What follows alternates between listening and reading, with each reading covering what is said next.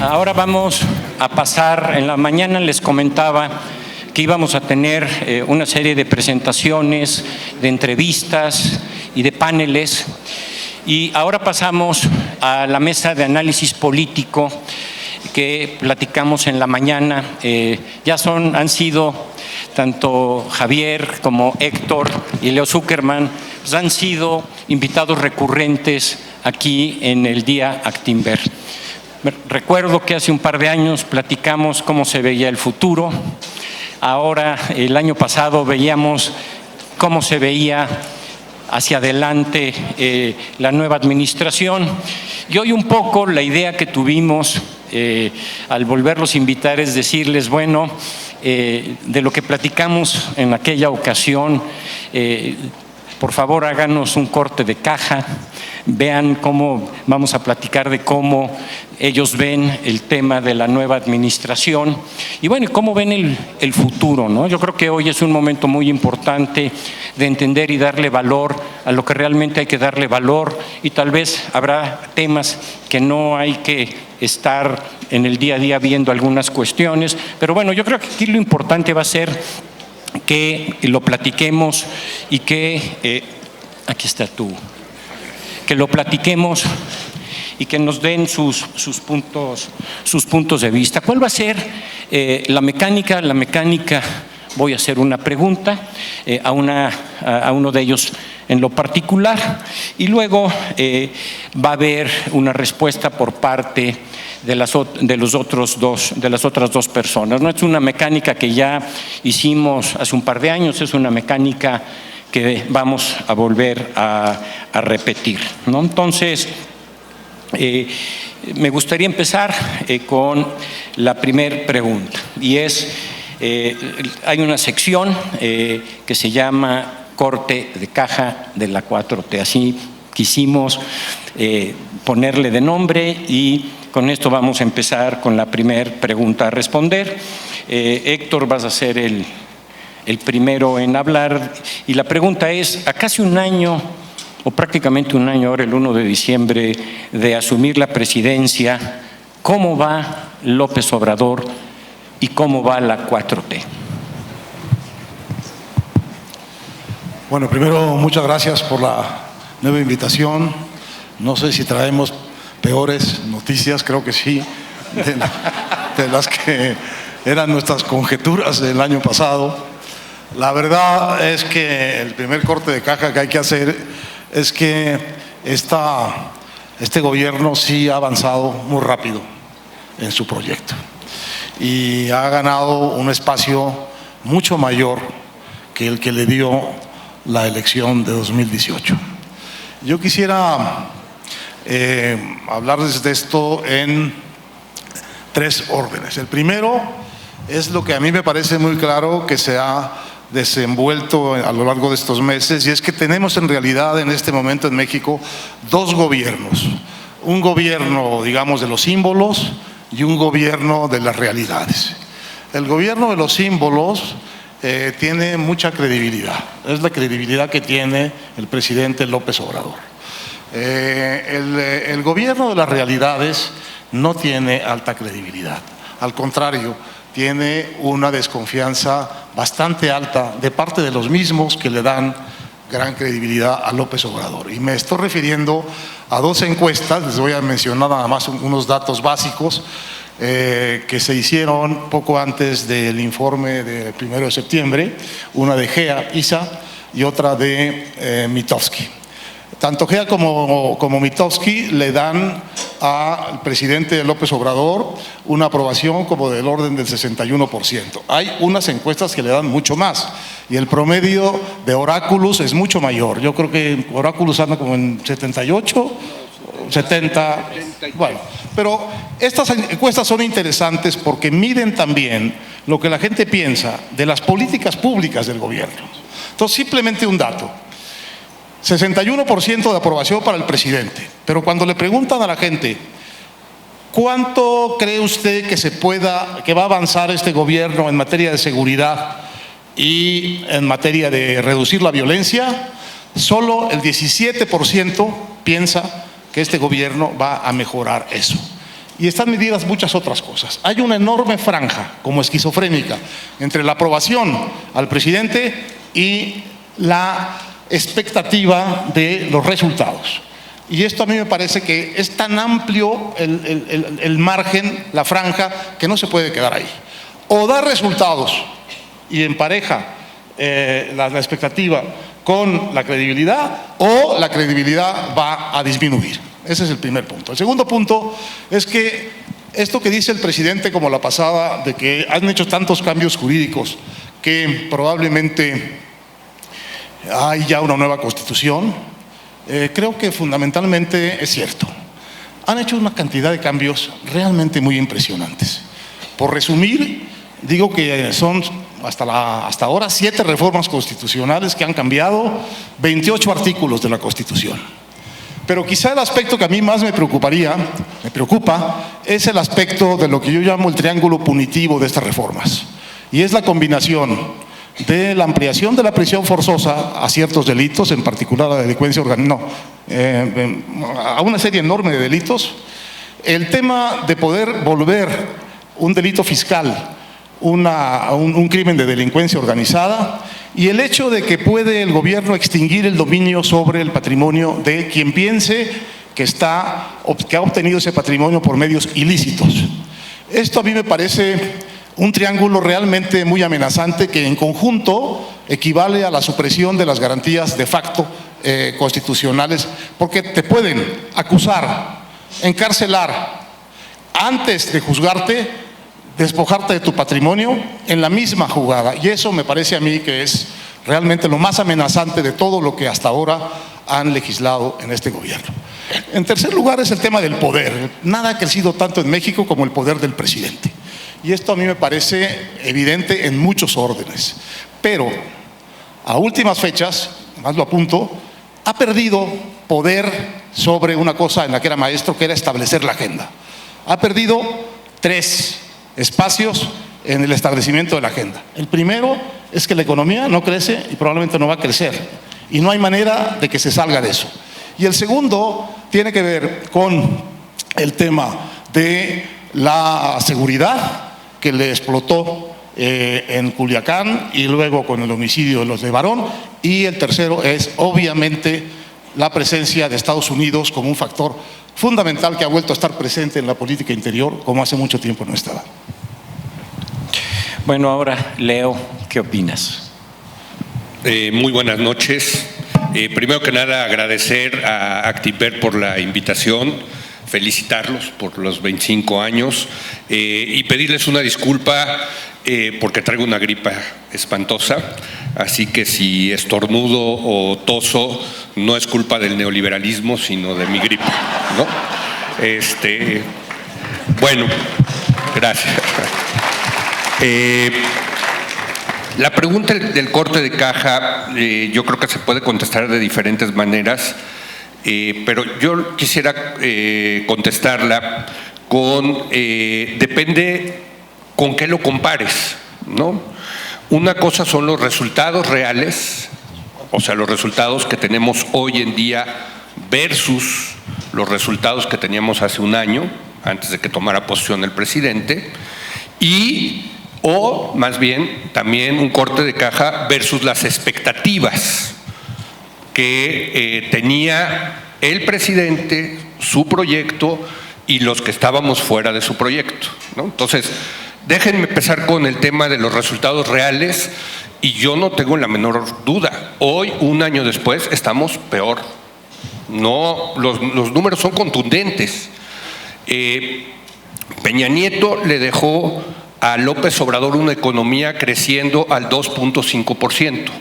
Esto en julio, el día que ganó la elección López Obrador, ese día anualizado, el PIB estaba creciendo en 2.5%. Desde entonces, es muy claro, si ven una gráfica, ha venido bajando, de tal suerte que hoy el crecimiento es 0, ¿no? La gente no está invirtiendo, esa es, me parece, la gran causa de esto. No le tienen confianza a López Obrador. Los empresarios van, se sacan fotos, se toman cafecitos en Palacio Nacional, prometen, etcétera, pero la realidad es contundente. El último dato que tenemos de inversión es una caída del 9% en términos anualizados. Entonces, la economía que más o menos funcionaba con Peña Nieto, hoy en día no está funcionando, ¿no? Desde luego, López Obrador decía, y tenía razón, que durante el periodo neoliberal habíamos tenido un crecimiento mediocre del 2% en términos anualizados. Tenía razón, es un crecimiento mediocre. Bueno, pues hoy ese 2% se ve como una bendición, ¿no? Hoy no tenemos ese 2%. Y desde luego estamos lejísimos, ahorita vamos a hablar de las expectativas, del 4% que prometió López Obrador para la economía. Los datos económicos no son buenos en ese sentido. Y luego está el tema de la inseguridad, que bueno, pues ahí sí hay que reconocer que Peña Nieto le entregó un incendio que él tenía que apagar. 2018 fue el año más violento de México desde 1990, desde que tenemos buenas estadísticas de criminalidad. Desde entonces, 2018 ha sido el año más violento. Bueno, pues hoy, 2019, es más violento todavía que 2018. Y desde luego lo que hemos visto, ¿no? Me comentaba nuestro experto en materia de seguridad, Eduardo Guerrero, que él, que lleva muchos años, ¿no? Yo creo que más de 10 años haciendo el conteo de ejecuciones y masacres, que nunca en estos 10 años él había registrado una masacre donde murieran solamente mujeres y niños. Nunca, en los últimos 10 años. Siempre había un hombre o varios hombres, etcétera.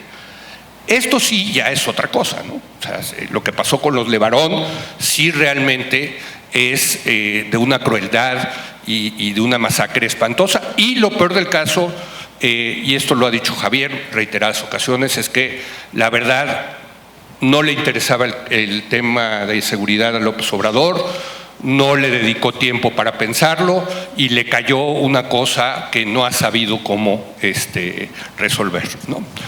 Y tercer tema importante en la campaña, uno era economía, otro inseguridad, la corrupción. La pregunta es, ¿hoy México es menos corrupto que hace un año? Pues la verdad no se los puedo decir porque no he visto datos contundentes al respecto. Tengo la impresión de que no, o sea, tengo la impresión desde luego que el presidente es un tipo honesto que no roba, yo sí estoy convencido. Tenía una impresión diametralmente opuesta del presidente anterior, ¿no? Creo que eso ayuda, pero pues como país el tema es si hay menos corrupción, pues no sabemos. Y termino diciendo con el tema de las expectativas, porque si no, pues qué horror, ¿no? Que estamos tan mal. Pues miren, yo la verdad pienso que no estamos tan mal, yo me lo esperaba peor, ¿no?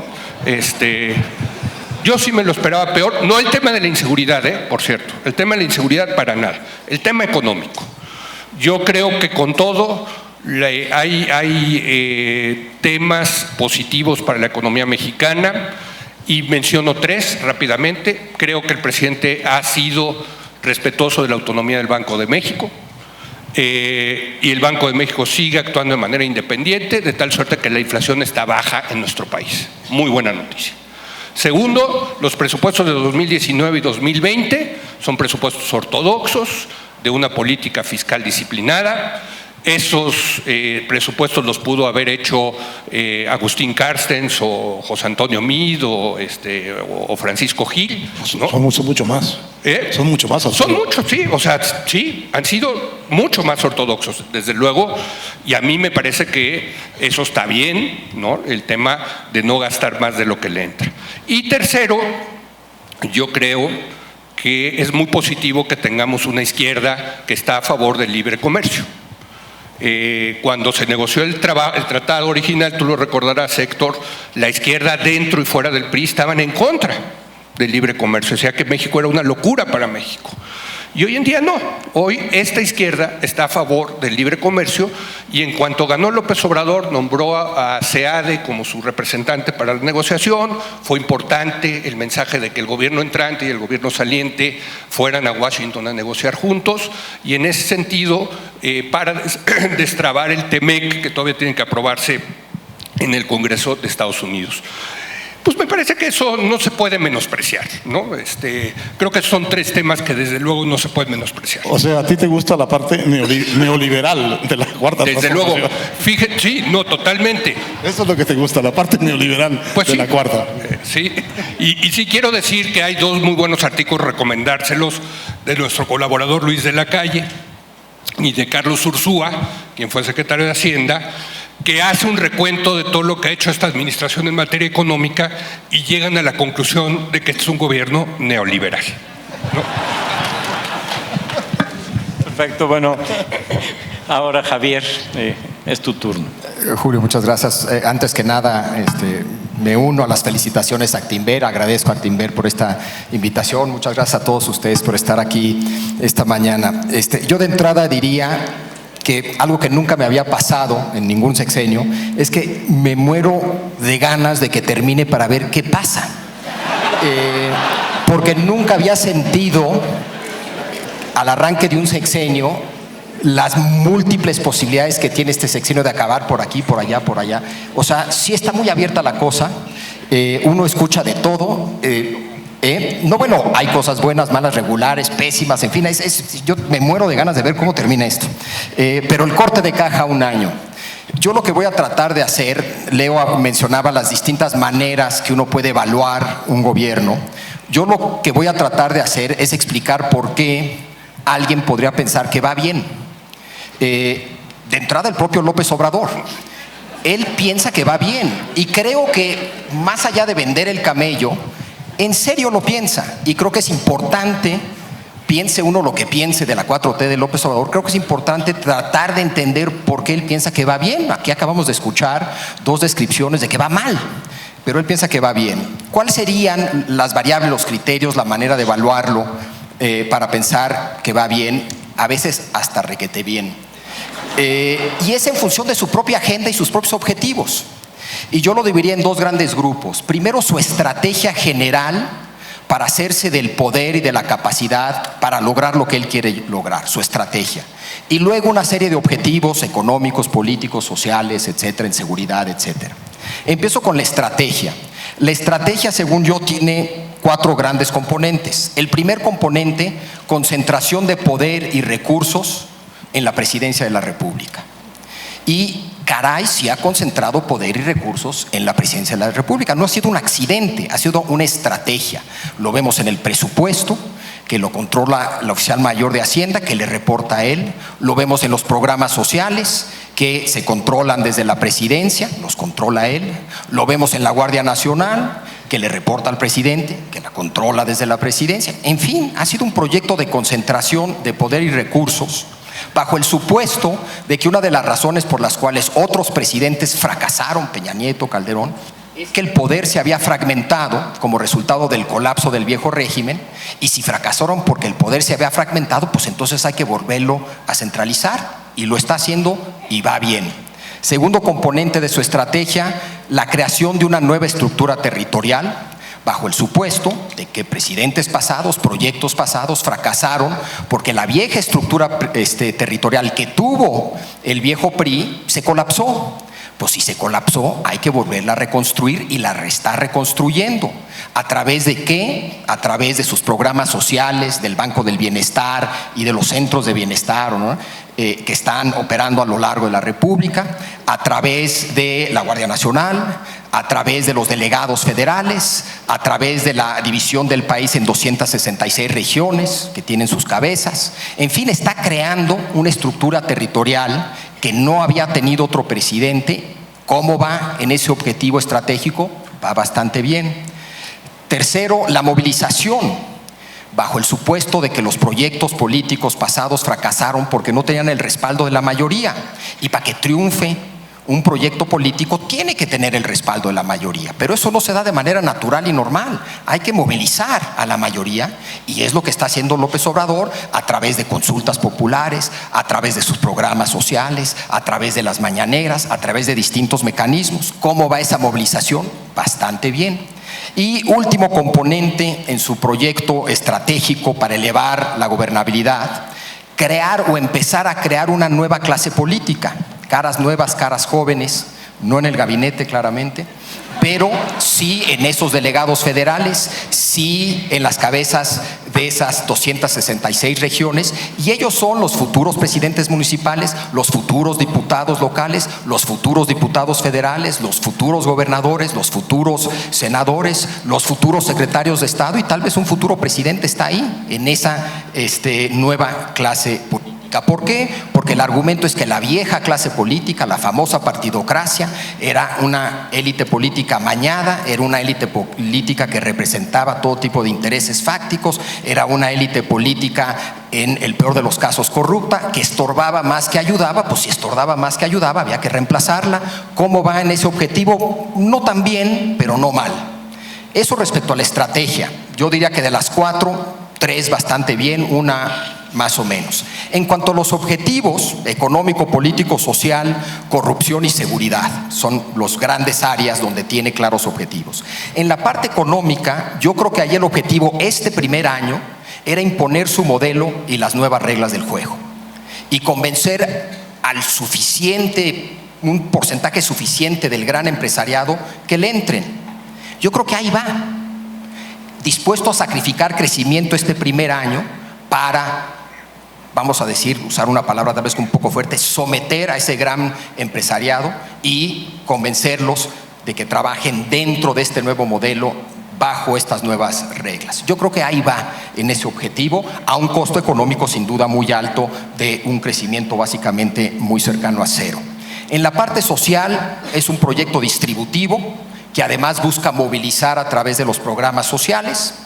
Hubo lo del salario mínimo, ha habido algunas cosas que creo que han ayudado. Aquí creo que no va tan bien porque ha sido mucho más lento el proceso de echar a andar estos programas, pero creo que mal no va, sobre todo en los programas que más le importan. Yo creo que por lo menos ya están arrancando, ya empiezan a funcionar. Logró lo que no lo hace liberal es que si bien hubo recortes, no hubo recortes para no gastar.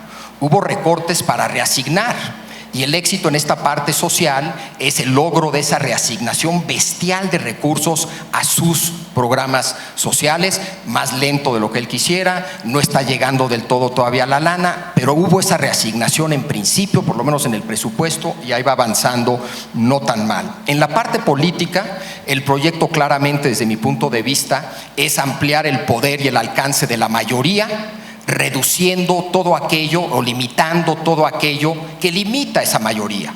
División de poderes, entes autónomos, el federalismo, cualquier cosa que limita el poder de la mayoría, él está buscando reducir el poder de esas limitantes. ¿Cómo va en eso? Bastante bien. Tal vez a un costo político alto a futuro, pero hoy por hoy yo creo que ha logrado y está logrando empoderar a esa mayoría. En cuanto a corrupción, yo sí creo que la percepción de corrupción, yo os he visto algunos datos, la percepción, que son los datos que realmente existen al respecto, la percepción es que hay menos corrupción. Si eso es verdad, no tengo ni idea. Y por último, el tema de la inseguridad, ahí sí va re mal.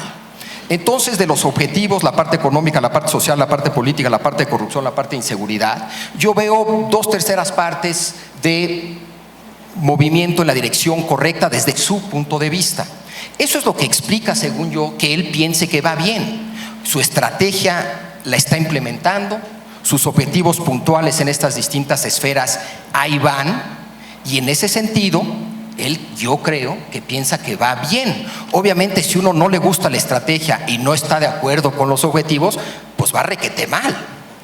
Pero esa no es la perspectiva de López Obrador y de su grupo, y en ese sentido no hay que olvidar esa manera alterna de evaluar y hacer un corte de caja, además de lo que decía Leo. O sea, no creo que se excluyan. Yo creo que la manera de hacer el corte de caja es haciendo estos distintos cortes de caja con distintas variables, distintos criterios. No sé, Leo, si tengas algún comentario o Héctor sobre lo que acaba de comentar. Bueno, yo también quisiera que se hubiera acabado ya esto para poder empezar a recoger el tiradero, porque esto que dice Javier yo lo comparto casi punto por punto, solo que me parece que ese irle bien a López Obrador en lo que le está yendo bien es una garantía de que le va a ir mal a México. Porque no puede ser una reconstrucción del poder central de esta manera, a estos costos y con estas premisas de que regalándole dinero a la gente se va a resolver el problema social de México y de que no importa el crecimiento. Yo creo que es imposible una política social seria, que no ha habido realmente en México sino en retazos, si no hay una economía pujante. Yo el único modelo que conozco serio de una sociedad que se construye su inclusión y su homogeneidad es el de las naciones europeas después de la Segunda Guerra a través de la socialdemocracia. Y la premisa de eso es alto crecimiento y altos impuestos. Si no hay alto crecimiento, no puede haber impuestos, no puede haber altos impuestos. Y si no hay altos impuestos, no puede haber una política seria, estructural, de seguridad y de bienestar social. De manera que yo entiendo que tú interpretas muy bien lo que está pensando López Obrador, pero a mí eso que está pensando él es lo que me aterra. Leo, ¿qué opinas? Bueno, yo creo que lo que me llama la atención, Javier, de lo que dices es que, y coincido contigo como con Héctor, de que a lo mejor para él sí van las cosas bien, de acuerdo a su agenda, requete bien, ¿no? Si algún día se va a dar cuenta de que no va requete bien en términos objetivos, porque todo lo que tú dijiste es subjetivo de su proyecto, pero objetivamente la economía no va bien. Objetivamente la inseguridad es un desastre. Lo que muchos nos preguntamos es eso. ¿Algún día López Obrador se va a dar cuenta de que... Soy yo, ¿verdad? No sé por qué. Es el Fondo Monetario, Leo, que estaba haciendo. Es Evo, que no le gustó perdón. La gran pregunta que nos hacemos es si algún día efectivamente él va a decir, él va a aceptar, la economía no va bien, la inseguridad no va bien, necesitamos cambiar la estrategia. O va a seguir diciendo, vamos requete bien, porque de acuerdo a mi estrategia vamos requete bien, y se puede ir empeorando la situación económica y de inseguridad del país.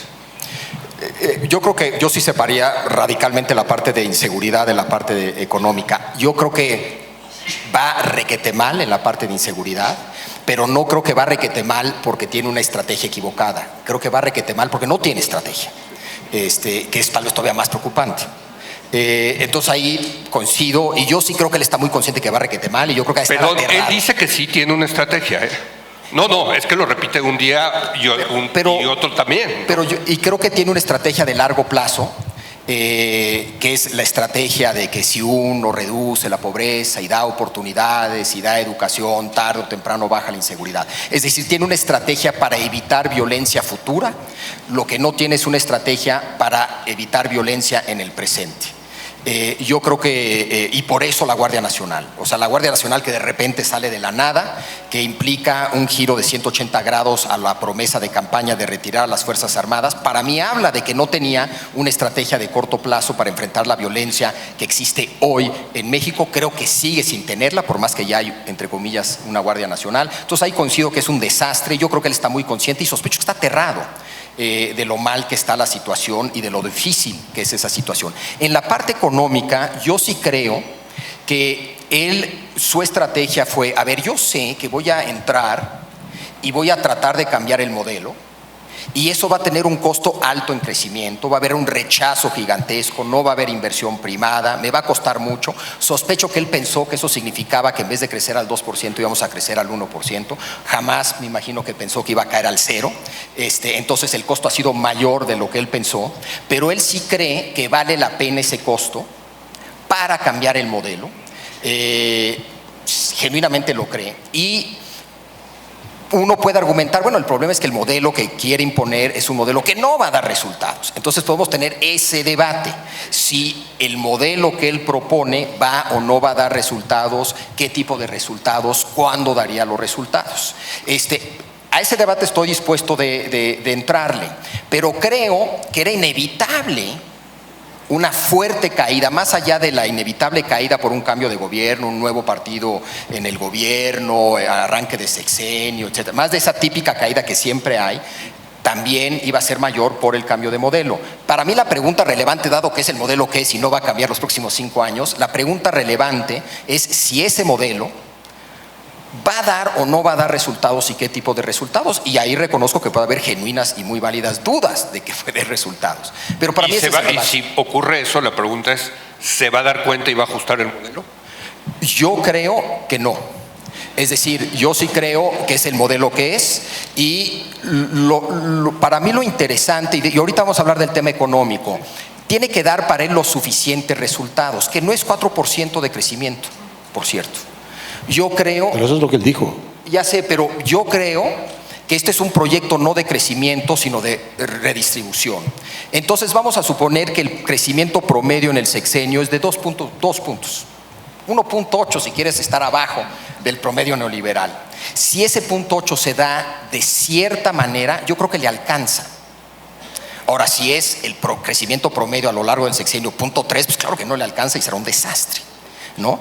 Entonces, como sigue siendo muy posible un crecimiento promedio para el sexenio de alrededor del 2, en ese sentido yo creo que no está todavía nervioso, no está preocupado y sigue pensando que va bien. Ya si a los 5 años no crece, pues entonces sí. Bueno, yo creo que ahora mejor pasamos al tema ya que lo pusiste en la mesa, Javier, al tema de los retos económicos. Aquí lo que vamos a hacer, voy a hacer una pregunta, Leo va a contestarla y luego tanto Héctor como Javier pues van a dar su punto de vista. Entonces, la pregunta es, pues, ¿qué retos económicos se enfrenta AMLO y la 4T en los años por venir? Bueno, yo sí creo que el gran reto es crecer. O sea, dice Javier que a lo mejor le alcanza con 1.8, puede ser. Hoy estamos en 0, ¿no? 0. Y probablemente, si seguimos así, entremos en una recesión. Entonces, para lograr un crecimiento promedio del 2% durante el sexenio, pues ya tenemos que crecer a final del sexenio al 4%, ¿no? Porque pues, es una cuestión aritmética, ¿no? Entonces, yo creo que el tema es crecer y el reto que tiene López Obrador es convencerlos a ustedes de que le metan lana al país. Ese es para mí el reto mayor. Que la gente que tiene dinero, como les dicen y los dibujan en la jornada los cochinos capitalistas, ¿no? Le metan dinero no a bonos, no a acciones, sino que le metan dinero a la inversión bruta, fija, es decir, fábricas, construcciones, almacenes, tiendas, etcétera. Eso es lo que está tirado, sobre todo la construcción, por cierto. ¿Los va a convencer o no? Yo creo que ese es el gran reto, ¿no?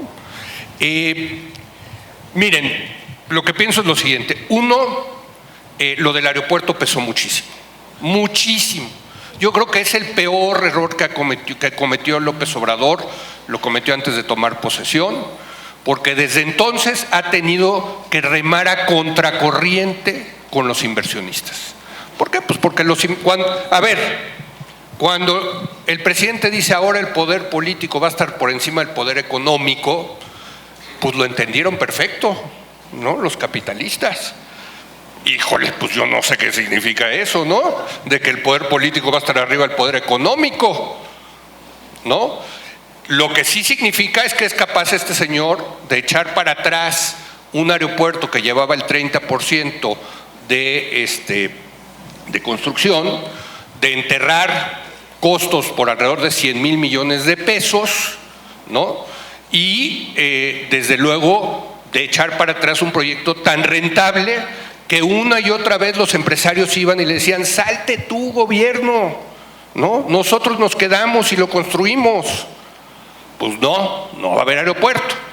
Bueno, desde ese entonces hay como una especie de pecado de origen, yo creo, en esta administración, porque desde entonces viene remando a contracorriente, pero yo creo que mucha credibilidad con el tema del aeropuerto. Entonces, un reto es recuperar la inversión y, por cierto, ahí, digamos, los más pragmáticos del gabinete, porque también el gabinete es una cosa tutti frutti, ¿no? O sea, hay de todos. Entonces, los pragmáticos, los tecnócratas, los neoliberales, ¿no? Tipo Romo, tipo Herrera, quieren que pronto volver a comenzar las subastas para campos petroleros de aguas profundas, lo cual mandaría una muy buena señal, y están que van a anunciar ya en próximos días, en principio eran 1,600 proyectos de inversión, renovando las APPs, las asociaciones públicas y privadas. Al parecer van a ser 100, creo, de entrada, no sé, lo siguen negociando, pero todo eso creo que sí puede compensar el error del aeropuerto y presentar una cara más pragmática del gobierno para tratar de recuperar la confianza en la inversión. Vamos a ver si los radicales y los ideológicos lo dejan, ¿no? O sea, porque esto es lo que dicen los pragmáticos tecnócratas neoliberales. Hay otros que dicen: no, lo del petróleo no va a ocurrir. Vamos a ver quién gana dentro del gabinete, ¿no? Entonces, uno, recuperar la confianza. Dos, Pemex es un desastre, pero un desastre. O sea, Pemex, si fuera una empresa privada, estaría en quiebra. Pemex es la empresa más endeudada del mundo, petrolera del mundo, con 107,000 millones de dólares, y mientras tanto la producción petrolera viene en picada. Se necesita limpiar administrativamente a Pemex, y el gran proyecto de López Obrador es construir una refinería en Dos Bocas, Tabasco, que ya se inundó, por cierto. O sea, le dijeron: se va a inundar, ahí llueve mucho, etcétera. Pues ya se inundó, ¿no? Y por lo menos va a enterrar ahí 8,000 millones de dólares de una inversión mala, porque si tiene un 8,000 millones de dólares, se lo debe de invertir al negocio que deja más dinero en petróleo, que es la exploración y la explotación de crudo, más que hacer una refinería, pero pues él quiere dejar una refinería ahí en su estado, en Tabasco. Entonces, segundo reto, yo te diría, resolver Pemex, y ahí tampoco veo que tengan un plan, un proyecto que realmente vaya a limpiar el balance de Pemex. Tú lo sabes, está a un notch de perder el grado de inversión. Eso puede jalar a la deuda soberana. De hecho, yo leí, creo que fue de Fitch, ¿no? Cuando le bajó ya el grado de inversión, me leí el reporte, y dice que si el gobierno no apoyara a Pemex, tendría peor calificación de bono basura que Ecopetrol y Petrobras. O sea, no lo bajan más porque saben que lo va a rescatar el gobierno. Entonces, es un problema, es el eslabón más débil, yo creo, económico de este gobierno, el tema de Pemex.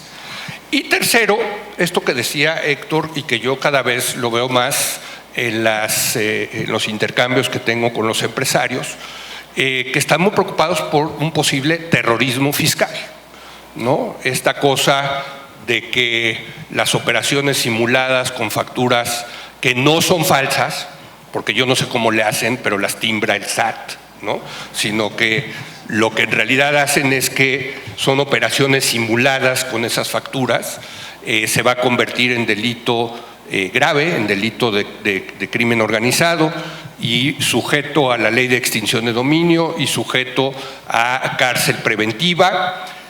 Desde luego yo pienso que tienen que hacer eso, yo creo que tienen que resolver ese tema, no tengo dudas al respecto, pero la pregunta es si esa es la manera de hacerlo para resolver el tema de las facturas. En una de esas resuelven el tema de la factura, pero la economía, ¿no? Otra vez sufre un golpe importante porque la gente deja de invertir, ¿no?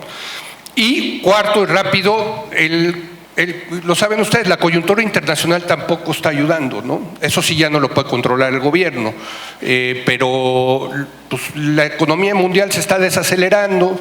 El único motor importante que sí sigue prendido es el de Estados Unidos, pero como ya vimos, nosotros nos desacoplamos del crecimiento de Estados Unidos.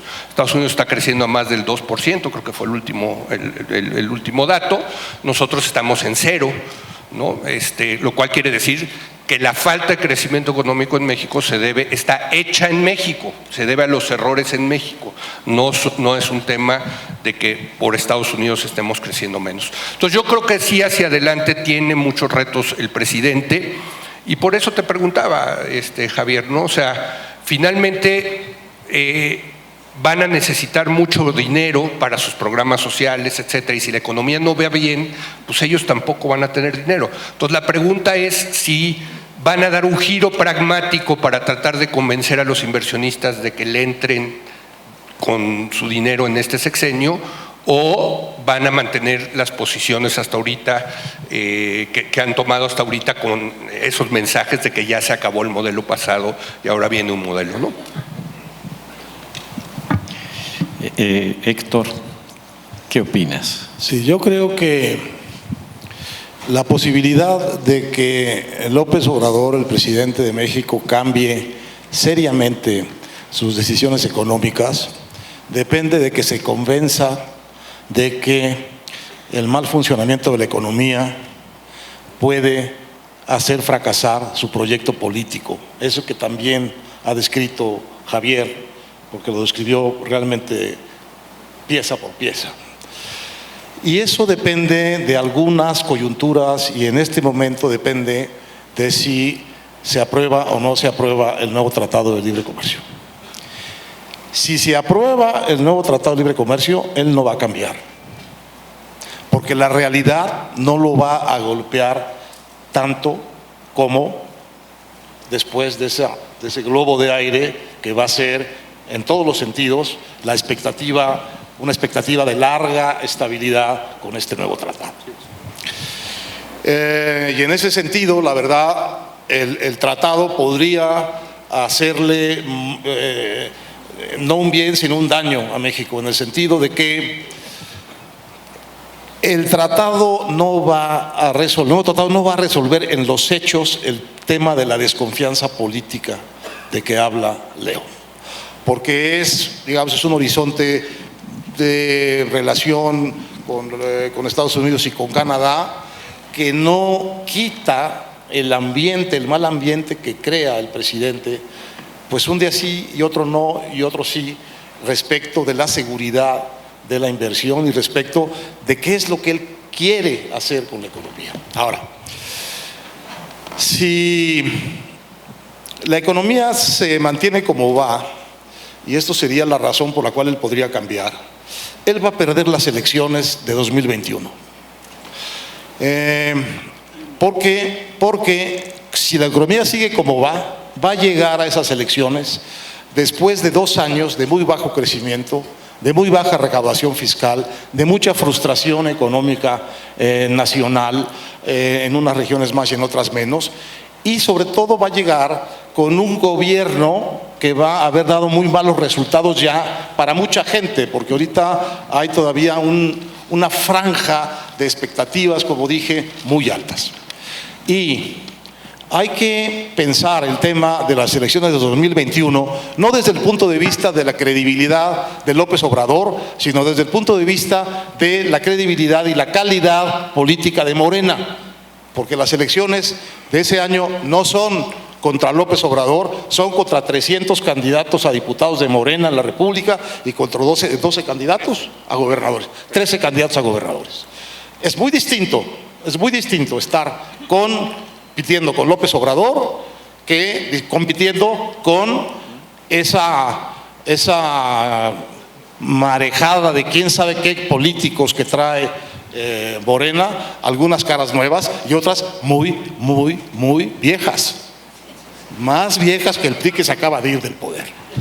Entonces, piensen esto: este año, en todas las elecciones locales que hubo, estando el PAN desbaratado y el presidente arriba en aprobaciones de 70-75%, el número total de votos que recogió Morena fueron 1.900.000.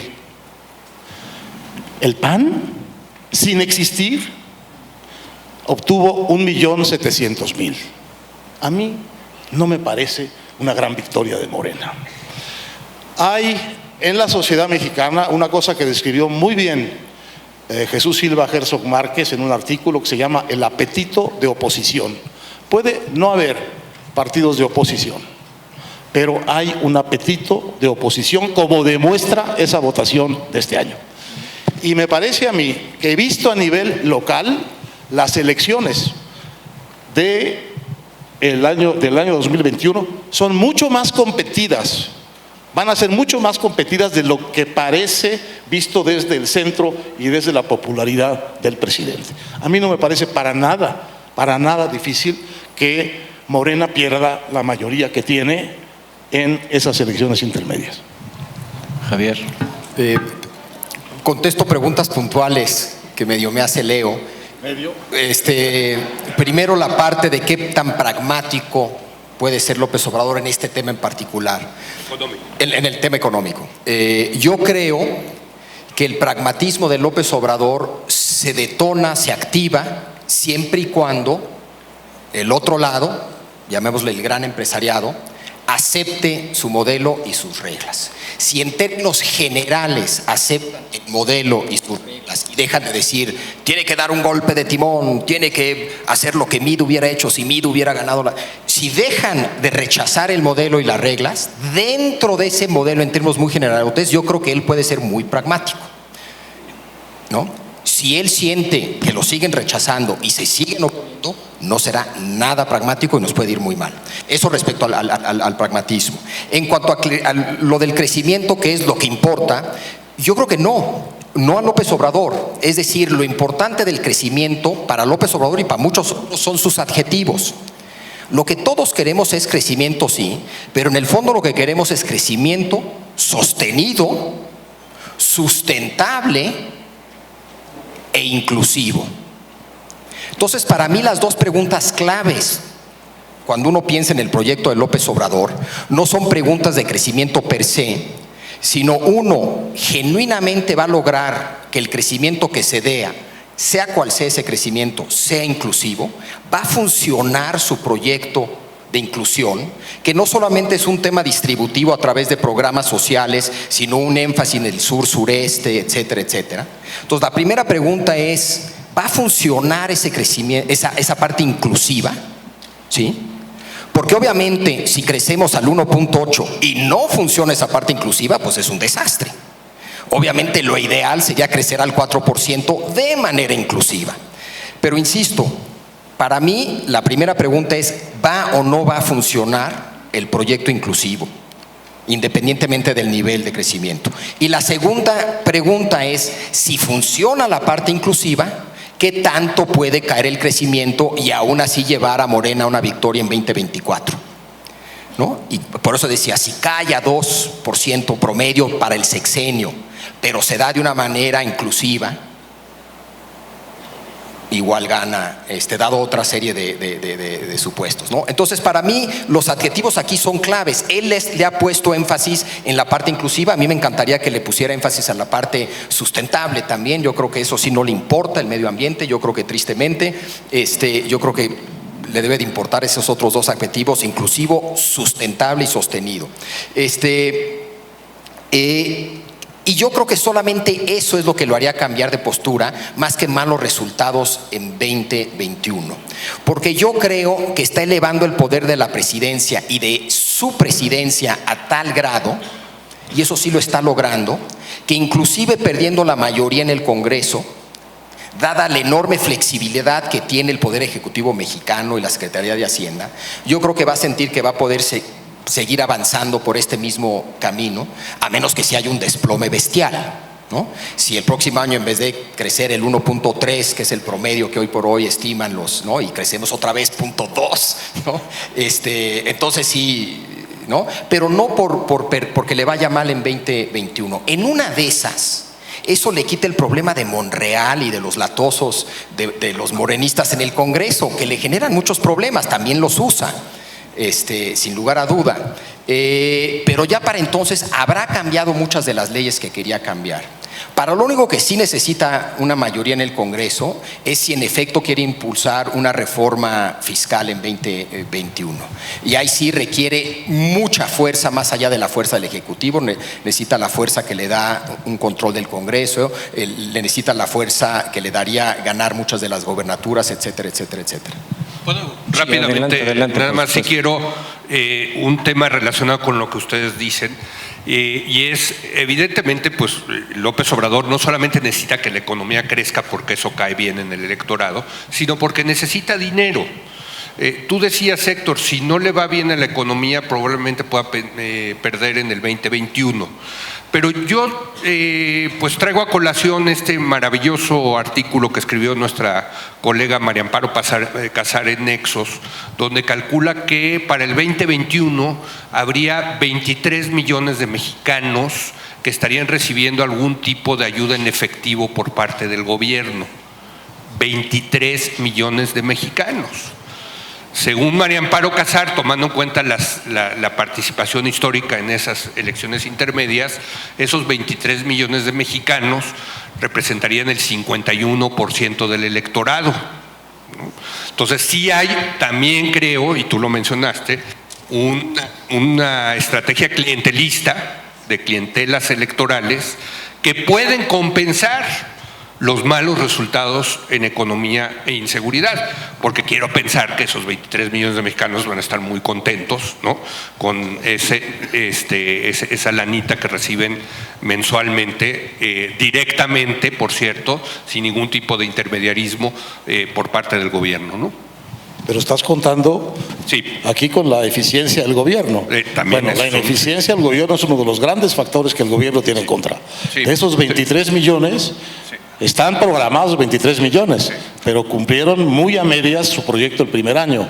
Y al final, de todos los que se inscribieron en el programa de los ninis, ¿sabes cuántos se quedaron con empleo según la secretaria? No, nada, muy poquito. 15,000. Sí. 15,000. Entonces, ¿cuál es la transformación que hay ahí? Bueno, pero la mayoría son pensiones, pero lo que tocan, por cierto, sí es muy bueno. Que otro de los problemas que tiene este gobierno es que son un desastre administrativo, un desastre, porque no creen en la administración, ¿no?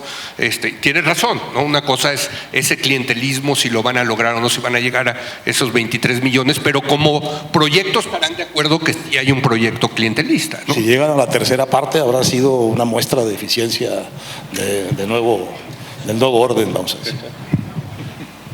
No, ya tocamos, primero hicimos un corte de caja, luego hablamos del reto económico, pero en la primera parte, cuando hicimos el corte de caja, surgió un tema fundamental, que es el de la seguridad. Entonces, la pregunta va dirigida a ti, Héctor, de ¿qué retos ves en la seguridad en la administración de AMLO y con la 4T? Bueno, aquí hay dos factores nuevos en el tema de la seguridad. Partiendo de la base de que este gobierno llegó al poder, como tú dices, sin tener realmente una estrategia de seguridad. Dice que la tiene, pero en los hechos no la tiene, más que este asunto de que yo voy a ir a darle dinero y recursos a la gente, a los jóvenes que alimentan el crimen organizado, para que ellos poco a poco vayan perdiendo la idea de meterse a eso. Bueno, aparte de eso, que a mí me parece una fantasía, me parece, la verdad es que no tenía un esquema. Y el esquema que adoptó fue desmantelar lo poco que tenía para construir una cosa muy ambiciosa que otra vez es de muy dudosa viabilidad, que es la Guardia Nacional. Y en medio del camino de la construcción de la Guardia Nacional, pasaron dos cosas. se quedó realmente sin instrumentos y se le fueron las cifras muy para arriba. Y la segunda cosa que sucedió, empezando con la Guardia Nacional, es que apareció el presidente Trump en medio, en el corazón de la estrategia de López Obrador de seguridad, que es la Guardia Nacional, diciendo: tú me tienes que detener el flujo de centroamericanos. Y a eso han dedicado la Guardia Nacional, o una parte importante de los recursos que tiene la Guardia Nacional, como si le sobraran, ¿no? Bueno. Y la segunda cosa que le pasó con el asunto de Culiacán y con el asesinato increíble, siniestro de las mujeres y los niños de varón, es que Estados Unidos reconfirmó su presencia en el centro ahora de la seguridad, la exigencia de seguridad en México. Y este asunto de la seguridad dejó de ser un problema mexicano, se volvió un problema de la imagen global de México y se volvió un asunto de preocupación, ya no solo del presidente Trump, sino de los medios y del Congreso americano. Y esto a mí me parece que le da una dimensión cualitativamente distinta al tema de la seguridad, porque vas caminando de la mano con Estados Unidos en esto y te está observando y te está exigiendo. El otro cambio que ha habido, no en estos años, pero en el curso del tiempo, y por eso la observación de Estados Unidos y su presencia aquí puede ser también poco conducente a mejorar el tema, es que toda la mirada de Estados Unidos sobre la delincuencia organizada es sobre el narcotráfico. Pero siendo el narcotráfico, digamos, el negocio madre de la delincuencia organizada mexicana, hace un tiempo que no es el único rentable. La delincuencia organizada mexicana se ha diversificado enormemente en varios asuntos. El más importante, a mí me parece, porque es el que más daña a la sociedad, es el del derecho de piso, la extorsión, digamos, horizontal de los negocios en todas partes de la República. Eso es probablemente un negocio tan bueno o mayor que el narcotráfico. El otro hay otros negocios que tienen que ver, por ejemplo, con el huachicol, que dicen que es gigantesco, probablemente lo es regionalmente, y también está, digamos, representando una fuente de ingresos para el crimen organizado enorme. Y otros, digamos, delitos en los que el narcotráfico sigue siendo el negocio madre, pero ya no es el negocio central. Entonces, a nosotros, la estrategia contra el narcotráfico de Estados Unidos no solo no nos ha ayudado, sino es la que explica en buena manera la espiral de violencia en que hemos caído, que es la estrategia de descabezar a los cárteles. Cada vez que descabezas un cártel, se provoca una matanza para ver quién se queda con la titularidad de ese cártel o de los cárteles vecinos que atacan. El resultado neto de esa estrategia es que en el año 85, cuando empezó a hacer esa presión, había un cártel y medio en México: el de Sinaloa y el del Golfo. Hoy hay dos cárteles grandes: Sinaloa y Cártel Nueva Generación, Jalisco, y 280 bandas regadas por la República, mucho más violentas y mucho más primitivas que los cárteles antiguos. Ese es el resultado neto. Expandieron el crimen del narcotráfico por todo el país. Y ese es el problema que tenemos ahora. Por eso, difícilmente la asesoría estadounidense nos va a servir para resolver el problema que tenemos. Hay que generar una estrategia. Hay que hacer el recuento de lo que sabemos. Sabemos mucho intelectualmente, mucho académicamente, mucho en los expertos, y sabemos mucho en la experiencia de quienes están en el campo. Y esta experiencia está siendo totalmente desaprovechada por el gobierno, a cuenta de que dice tener una estrategia de largo plazo, como dice Javier. Probablemente, no niego que pueda tener un efecto en el largo plazo, pero no es de largo plazo, porque ahora sí que casi sin chiste, en el largo plazo muchos mexicanos, muchos miles de mexicanos van a estar muertos. Leo. Bueno, yo agregaría lo que dice Héctor, este tema de la estrategia, hay o no estrategia, y López Obrador, el presidente, dice que sí hay estrategia, y creo que las tres principales cosas que menciona como parte de su estrategia es combatir las causas de la criminalidad con el tema socioeconómico, 2, Guardia Nacional, y 3, que la violencia no se combate con violencia. Digamos, eso es lo que una y otra vez repite. Vamos una por una, rápidamente. Las causas de la criminalidad, yo tengo dudas de que tenga que ver con la pobreza, porque si así fuera, pues Oaxaca sería más violento que Chihuahua y resulta que no, ¿no? Pero bueno, le doy el beneficio de la duda, y ahí la gran apuesta de este gobierno son los programas sociales. Y le doy el beneficio de la duda de que a lo mejor todos estos programas sociales, si los implementan bien, si no, va a funcionar en el mediano y largo plazo. Vamos a darle el beneficio de la duda en el tema social, de las políticas sociales relacionadas con el tema de la estrategia. Pero eso no resuelve, como dice Héctor, el problema que tenemos ya ahorita, ¿no? Y ahí entra el tema de la Guardia Nacional. La Guardia Nacional, no es otra cosa que la continuación de la política de Calderón y de Peña Nieto de militarizar la seguridad pública.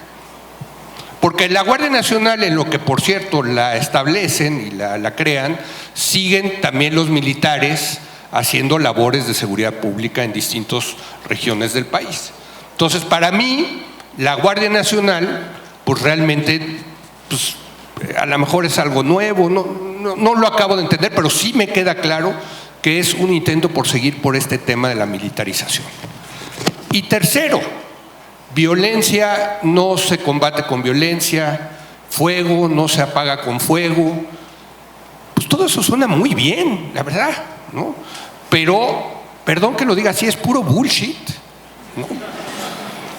Yo sí creo en eso. ¿Por qué?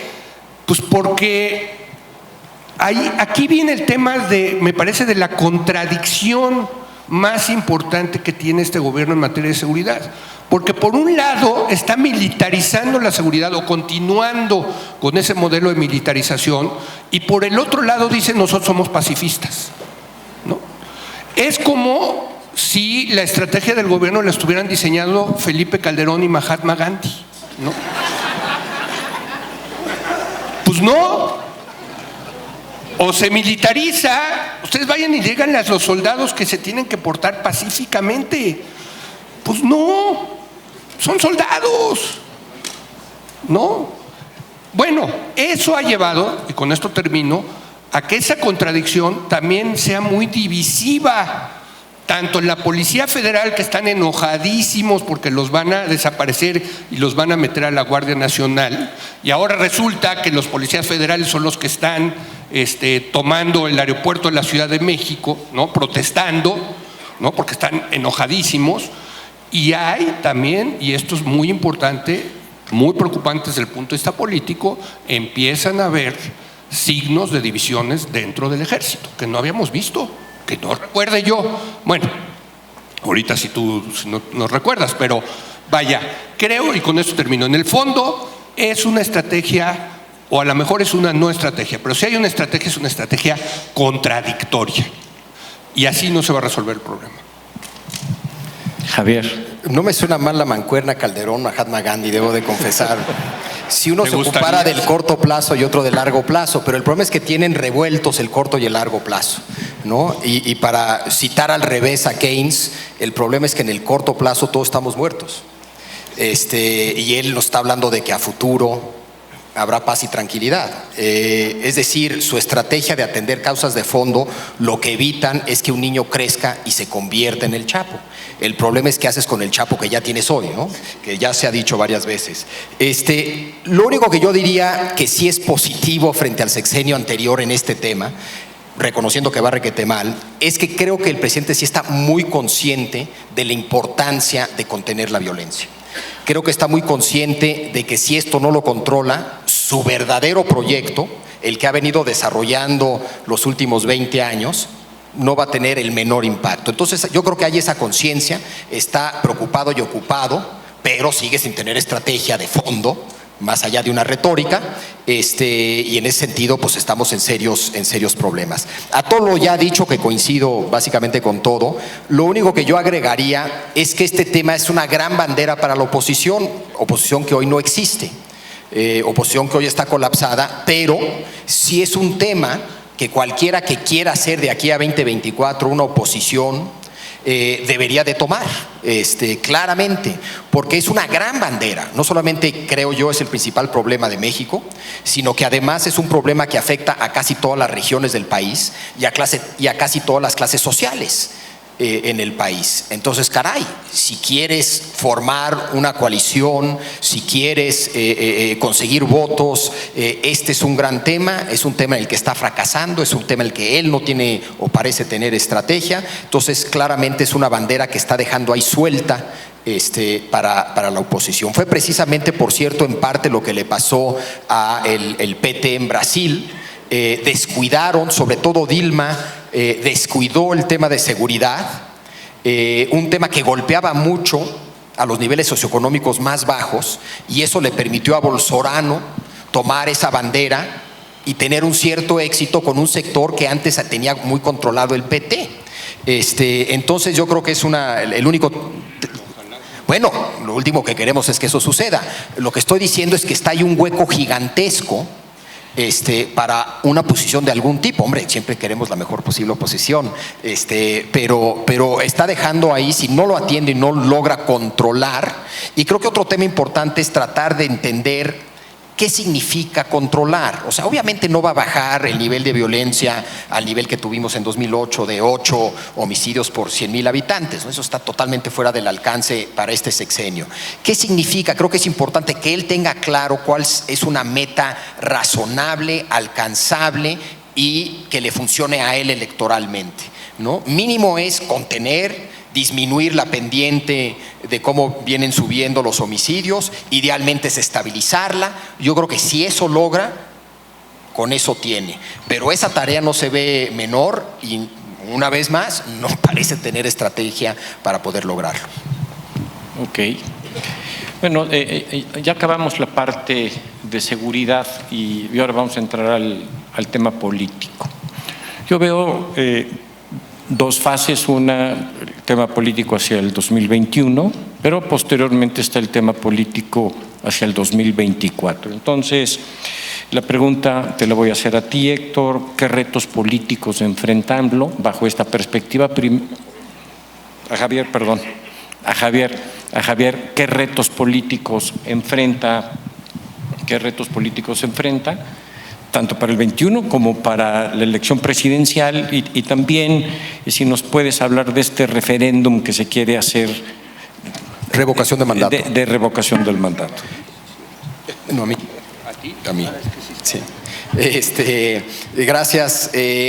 Mira, yo creo que los retos no son tanto electorales para López Obrador, los retos políticos. Yo diría que son de dos tipos: los retos que él enfrenta, que su proyecto enfrenta, y luego los retos que su proyecto implica para el sistema, que no son menores tampoco.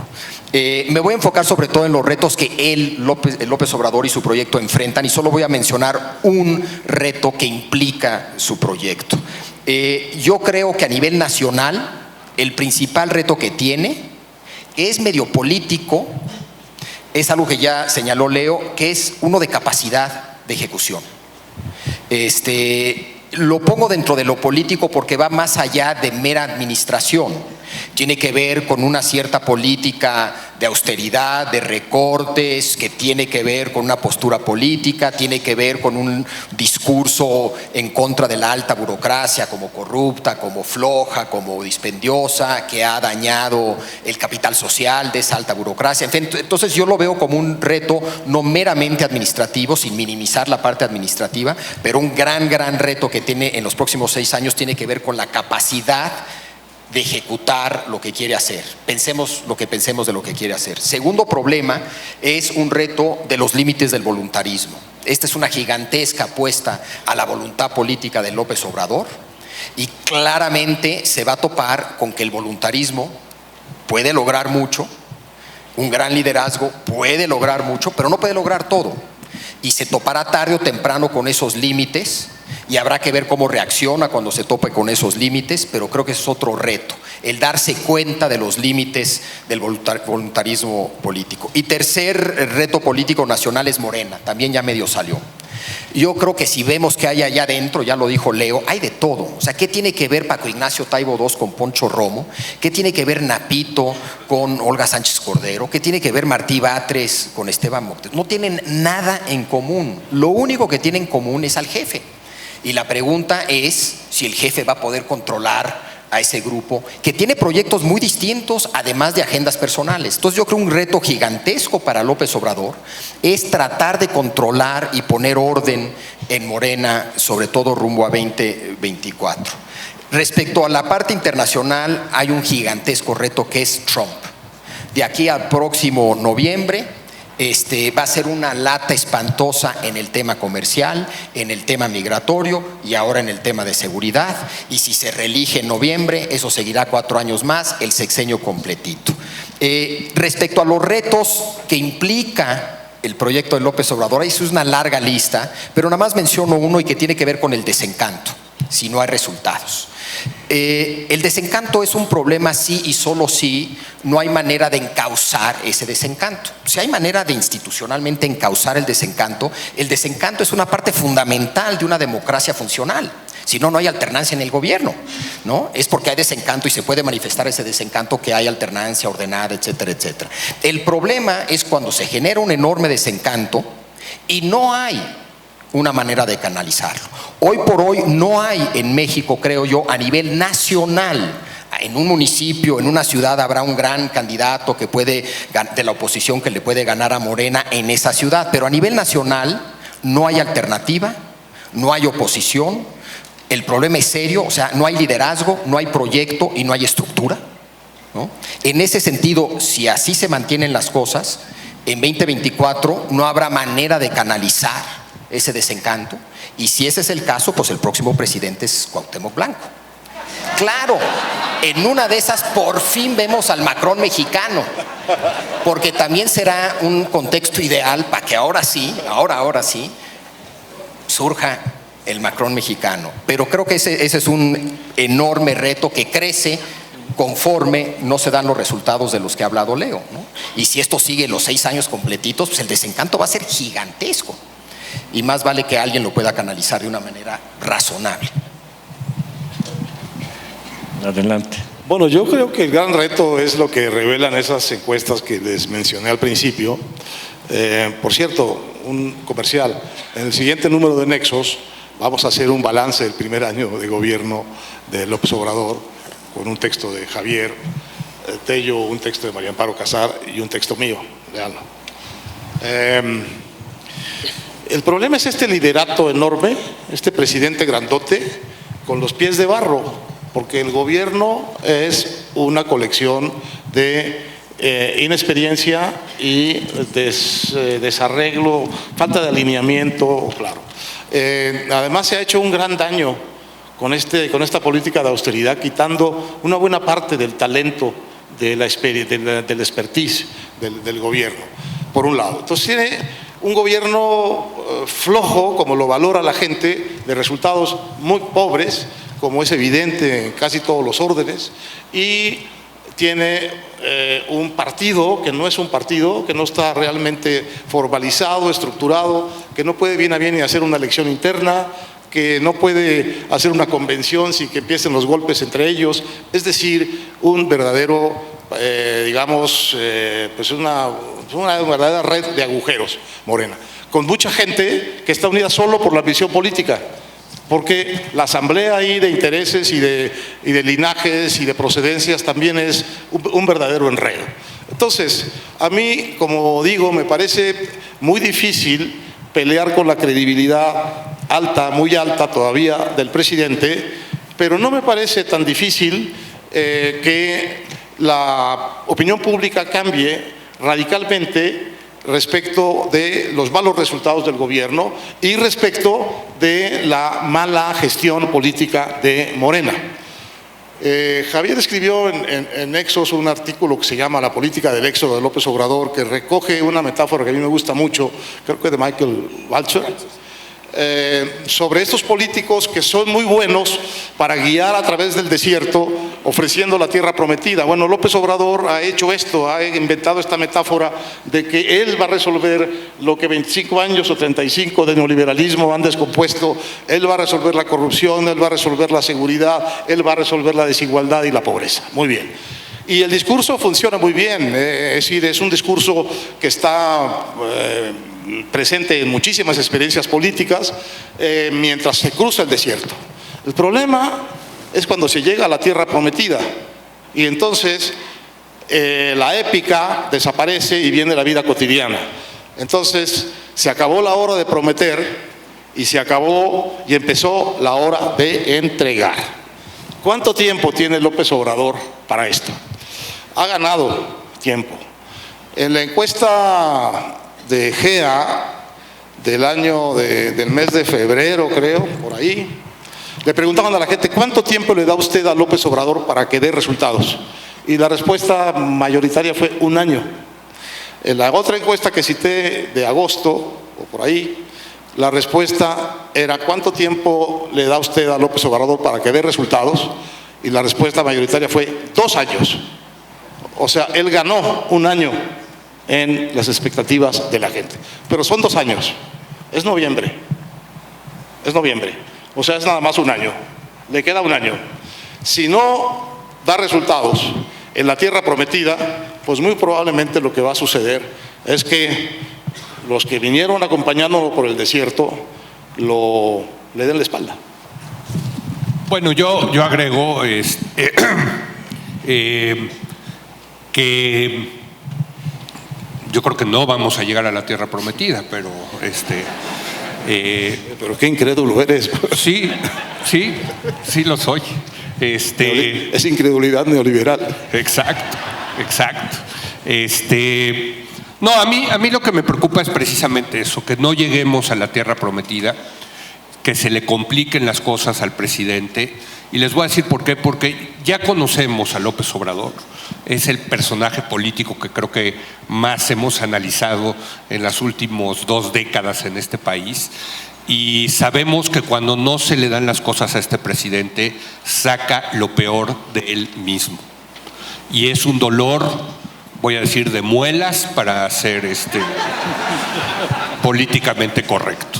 O sea, sabemos que cuando se tiene que enfrentar la adversidad es un tipo, hijo mano, que sí saca los dientes, empieza a amenazar, no, digamos que no es un tipo que sabe estar bien en el tema de las crisis, sino que se refugia en sí mismo, saca, desde luego le echa la culpa a los demás, nunca se hace responsable él de sí mismo, de sus errores, y bueno, ya ni les quiero decir contra quién se va a ir, ¿no? Empezando por nosotros, los medios de comunicación, no tengo dudas al respecto, ¿no?